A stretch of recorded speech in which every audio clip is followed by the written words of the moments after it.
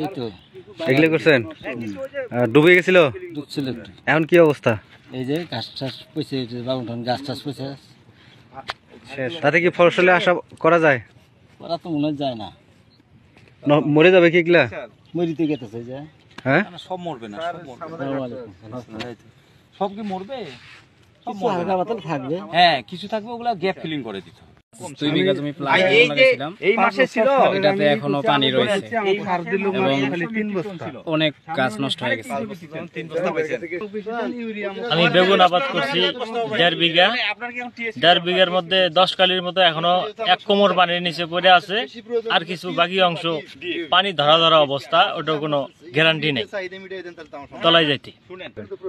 আমি গত বছর 1.5 বিঘা ভূমি আবাদ করছি, 3 লাখ টাকা বেচছি।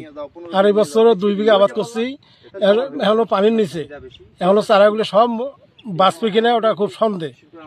এখন কি অবস্থা হবে? এমনি তো সারেরও সংকট, এখন চারা তো পাচ্ছি না, এখন তো বাগুন তো লাগাইতে পারছি না। গত বছর তুলনায় এবার আমাদের খুব ক্ষতি হচ্ছে। এই জমিতে আমি গত বছর বেগুন চাষ করে প্রায় 2 থেকে 3 লক্ষ টাকা আয় করেছিলাম। আর এখন যে পজিশন হয়েছে, এই যে পরে যে পানিটা আসছে, এসে সমস্ত বেগুন ডুবে গেছে। ডুবে যাওয়ার পরে এখন এই গাছ ইনশাআল্লাহ আর একটা হবে না। এখন যে লাগানোর মতো চারাও আমাদের হাতে নেই। এই বেগুন চাষ করে আমাদের প্রতি বছর অর্থনৈতিকভাবে আমরা অনেক লাভবান হয়ে থাকি, কিন্তু এবছর হয়তো সেই লাভটা থেকে আমরা সবাই বঞ্চিত হচ্ছি। এখানে প্রায় 100 থেকে 200 ফ্যামিলিরা বেগুন চাষ করে, এবং এই বেগুনটা সারা বাংলাদেশের বিভিন্ন জায়গায় চলে যায় আমাদের এখান থেকে। এতে সবাই লাভবান হয় বা ভালোভাবে খেতে পারে।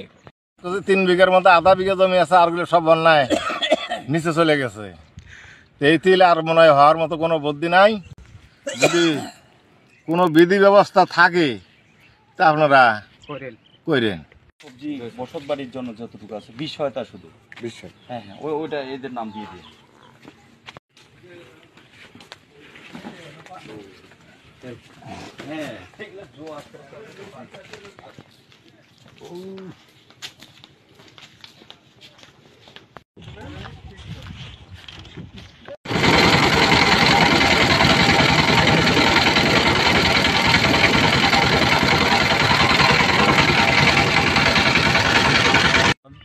আপনি দেখতে পাচ্ছেন যে আমরা যেহেতু একসাথে এখানে কৃষক, আমার স্থানীয় মেম্বার, আমার উপসহকারী কৃষি কর্মকর্তা বৃন্দ সহ আমরা এখানে উপস্থিত হয়েছি। মূলত এখানে যে আমরা হঠাৎ করে যে বন্যাটা, যদিও এটা অনাকাঙ্ক্ষিত একটা বন্যা আমরা ধরে নিব, তাই না? এখন তো বন্যা হওয়ার কথা না।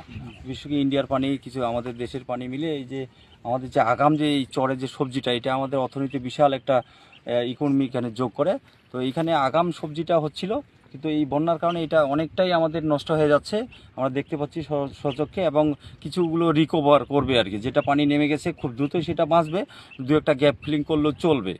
আর বাকি যেগুলো এখনও পানি নামতেছে না, সেটা আমাদের মনে হচ্ছে রিকভার করা একটু টাফ হবে। তো আপনি জানেন যে আমাদের কৃষি বিভাগে তো আর নিজস্ব ফান্ড নাই। তো আমাদের যে প্রণোদনা আসবে, এই যে আপনি জানেন যে সামনে অক্টোবরের 15 তারিখ থেকে আমাদের রবি মৌসুম শুরু হবে। এই রবি মৌসুমে আমাদের যে রবি শস্যগুলো আছে, এই রবি শস্যের যে আমাদের বিভিন্ন ফসল আছে, যে আমাদের যেমন গম আছে, ভুট্টা আছে, সরিষা আছে, কালাই আছে, বিভিন্ন ধরনের এই ধরনের প্রণোদনাগুলো দেওয়ার জন্য আমরা এইখানকার যারা বিশেষ করে ক্ষতিগ্রস্ত যারা কৃষক আছেন, তাদেরকে আমরা অগ্রাধিকার দেবো এবং তাদের অগ্রাধিকার তালিকা তৈরি করে তাদেরকে আমরা সহায়তা করার সর্বোচ্চ চেষ্টা করব।